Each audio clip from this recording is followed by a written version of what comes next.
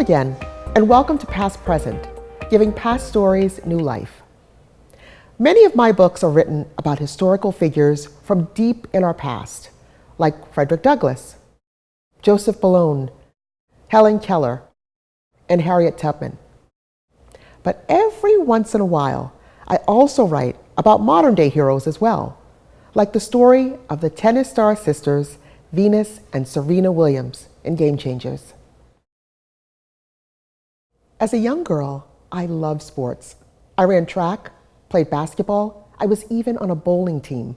So the stories of athletes have always fascinated me. I have written biographies about the athletes Satchel Paige, Major Taylor, Young Pele, and a new collection of stories, Not Playing by the Rules, 21 female athletes who changed sports. I am drawn to these stories first because of my love of sports, but also because I enjoy learning the stories of how so many athletes in history were given impossible odds at success, and yet they triumphed. I love an underdog story. It reveals the best part of ourselves, the part that pushes past physical and mental boundaries, that rejects self-doubt, that trusts our instincts, and believes in our strengths. In these stories, I also explore the question, are champions born or are they made? For Venus and Serena Williams, the answer to that question is maybe a little bit of both.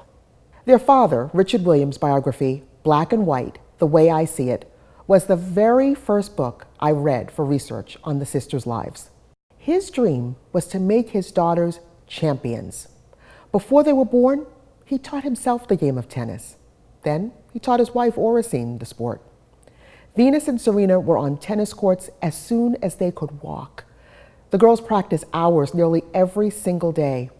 And in preparation for what they might hear when they faced professional competition, their father bussed in groups of neighborhood kids to hurl insults while they played.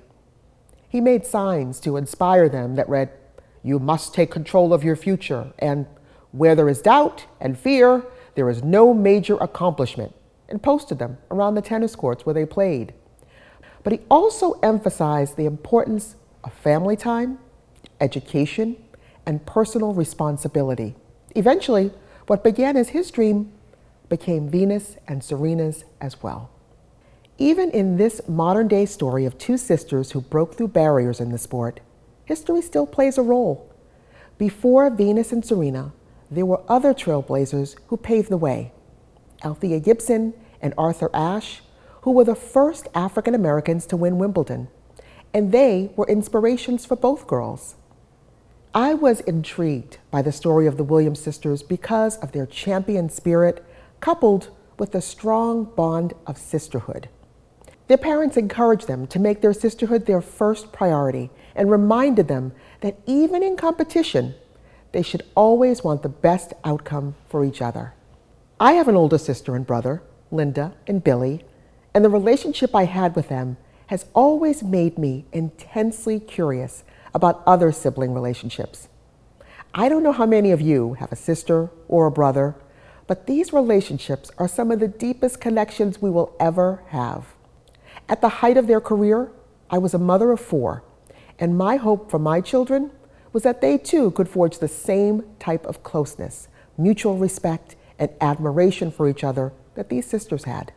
After watching Venus and Serena compete in tennis matches, reading their autobiographies and books they wrote, countless interviews, articles, and viewing documentaries of their lives, the one common thread I witnessed was not just their love of tennis, but their love for each other.